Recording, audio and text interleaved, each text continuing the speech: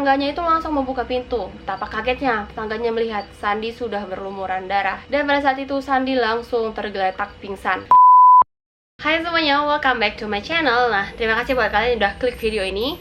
Kalau kalian baru di channel ini, jangan lupa klik like-nya, komen, dan subscribe-nya di bawah. Dan terima kasih buat kalian yang udah semangatin aku dan udah mendoakan semoga channel ini cepat berkembang. Amin. Kalian pernah tahu pepatah mulutmu adalah harimaumu?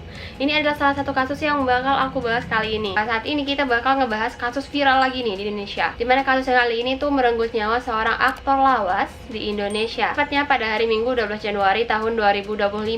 Aktor lawas bernama Sandi Permana ditemukan sudah meninggal dunia akibat ditikam oleh seorang laki-laki, dan itu adalah tetangganya sendiri. Nah guys, Sandi Permana ini adalah salah satu artis sinetron pada waktu itu.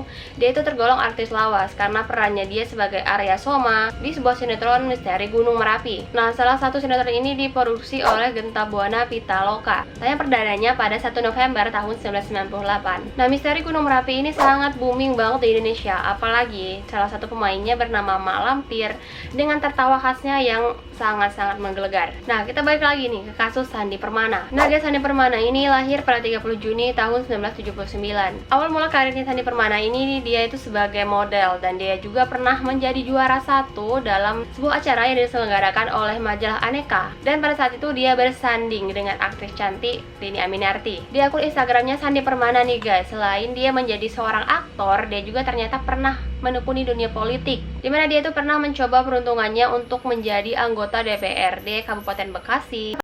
Tepatnya pada pukul 7 pagi, Sandi Permana pamit nih sama istrinya. Sayang, aku mau pamit dulu ya. Aku mau jalan-jalan nih ke tepi danau yang dekat rumah untuk ketemu sama seseorang. Nah, tapi sama istrinya dia nggak bilang kalau misalnya dia bakal bertemu sama si pelaku. Oh ya udah, kamu hati-hati ya sayang di sana, jaga diri baik-baik. Terus pulangnya kamu jangan lama-lama, kata istrinya gitu. Akhirnya setelah setengah jam kemudian, tiba-tiba Sandi Permana datang nih ke rumah tetangganya. Dia mengetuk pintu rumah tetangganya. Permisi, permisi, tolong, tolong. Tetangganya itu langsung membuka pintu. Betapa kagetnya tetangganya melihat Sandi sudah berlumuran darah. Dan pada saat itu Sandi langsung tergeletak pingsan. Tetangganya langsung membawa Sandi ke rumah sakit, dan tetangganya ini langsung mengabari istrinya. Dia datang ke rumah Sandi. Dia ngetok pintu rumahnya. Permisi, permisi. Tidak lama kemudian ada bernama Ade Indriani yang membuka pintu rumahnya Sandi. Dan ternyata itu adalah istrinya Sandi. Tetangganya ini langsung membawa motor listrik yang terakhir kali dipakai sama Sandi. Dengan sembari dia datang ke rumahnya, dia langsung dibuka pintu sama istrinya. Istrinya melihat sepeda motor suaminya sudah berlumuran darah. Di situ dia langsung panik. Kenapa? Ini kan motor suami saya. Kenapa ada darah banyak banget nih kayak gini nih? Ada apa dengan suami saya? Nah, disitulah tetangganya langsung nih menjelaskan. Oke bu, kayak gini. Suami ibu udah dibawa ke rumah sakit. Setelah dikasih tahu nih sama tetangganya, istrinya sama tetangganya langsung menuju ke rumah sakit tempat Sandi dirawat. Pada rumah sakit, istrinya langsung nangis-nangis melihat suaminya sudah dalam keadaan kritis. Dia melihat suaminya itu sudah sangat kritis dan melihat suaminya tuh sudah lemas banget, sudah terbaring kesakitan, dan bahkan nih badannya si Sandi ini sudah berlumuran cairan merah. Meskipun dalam keadaan kritis guys, Sandi Permana sempat merespon nih pertanyaan-pertanyaan istrinya, walaupun memang Sandi ini tidak sepenuhnya bisa menjawab istrinya ya, karena memang dia itu kayak kesulitan bernapas. Setelah beberapa jam dibawa ke rumah sakit, Sandi Permana dinyatakan sudah meninggal dunia. Setelah Sandi Permana ataupun korban ini meninggal dunia di rumah sakit, akhirnya Sandi langsung dibawa ke rumah sakit Keramat Jati untuk dilakukannya otopsi. Beberapa temuan polisi, di mana ditemukan ada kekerasan benda tajam dan juga benda tumpul di hampir seluruh bagian tubuhnya Sandi Permana. Bahkan nih guys, ada beberapa tusukan benda tajam di bagian leher, dada, dan bahkan di perut Sandi Permana. Setelah polisi ini guys menyelidiki kasusnya Sandi Permana, ada beberapa saksi yang melihat bahwa sebelumnya si korban ini bertemu dengan seorang laki-laki di danau memang nggak jauh dari rumahnya korban. Dan juga setelah polisi ini mencari tahu fakta-fakta di lapangan, ada beberapa keterangan nih dari RT setempat. Dia mengatakan bahwa Sandi Permana ini pernah cekcok dengan seorang laki-laki, yaitu tetangganya dia, yang pada saat itu masih digelar rapat RT pada bulan Oktober 2024 lalu. Bahkan di saat cekcoknya, si korban dan juga si pelaku, Sandi Permana ini sempat ingin melayangkan somasi kepada si pelaku. Namun nyatanya itu nggak jadi, karena menurut Sandi itu perkara mereka itu sudah selesai pada saat itu. Dimana terjadinya cekcok ini, Sandi Permana ini protes kepada si pelaku, karena pelaku itu suka banget mabok-mabokan, minum minuman minuman keras, bahkan membuat onar di lingkungannya Sandi Permana. Nah, sejak saat itulah hubungan Sandi Permana dan juga si pelaku ini terlihat sangat buruk. Namun ternyata setelah diselidiki, kasus pembunuhan Sandi Permana ini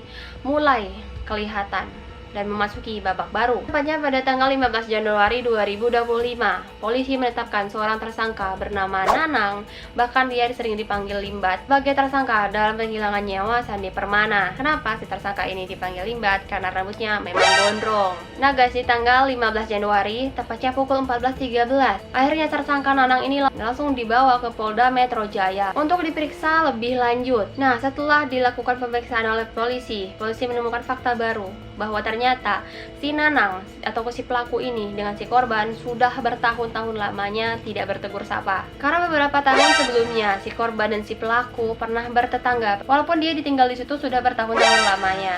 Tapi entah kenapa si pelaku ini menjual rumahnya ke temannya.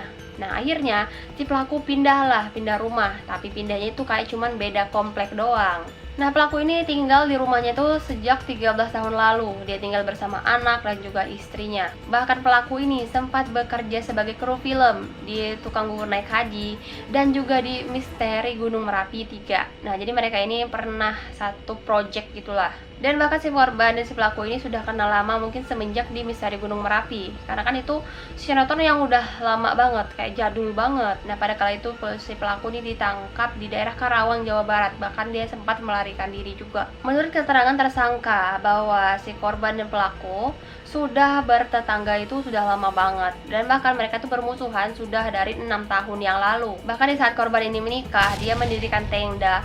Nah, tendanya itu sampailah ke pekarangan rumahnya si pelaku, dan bahkan pada saat itu si Sandi ataupun si korban itu tidak meminta izin dulu kepada si pelaku. Nah, dari situlah pelaku ini mulai kesal nih sama Sandi. Bahkan si korban itu si Sandi ini pernah menebang pohon miliknya si pelaku tanpa meminta izin terlebih dahulu. Nah, hingga puncaknya terjadilah perdebatan sengit di saat forum itu yang digelar oleh ketua RT.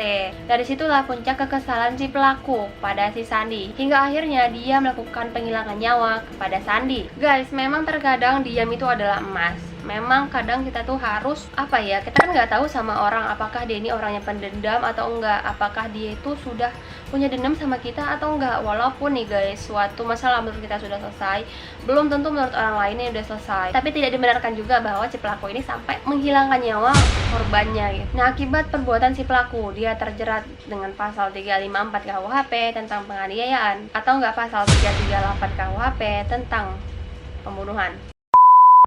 Nah, itu dia guys kasus kali ini, dimana kasus Sandi Permana yang dia harus kehilangan nyawa akibat tetangganya sendiri. Dan kita doakan semoga korban mendapatkan tempat yang lebih baik, yang layak di sisi Allah Subhanahu wa Ta'ala. Dan semoga si pelaku mendapatkan hukuman yang setimpal atas apa yang dia lakukan. Karena pasti saat dia melakukan sesuatu itu, kalau manusia sudah kerasukan setan, maka pasti dia tidak akan memikirkan dampak ke depannya. Dia harus mendekam di penjara, dia harus meninggalkan anak dan juga istrinya. Nah, itu ya guys kasus kali ini, dan semoga kalian suka. Dan kalau misalnya kalian baru, kalian jangan lupa klik like, komen, dan subscribe di bawah. Dan tetap nantikan video-video aku berikutnya. And see you in this video, and bye-bye.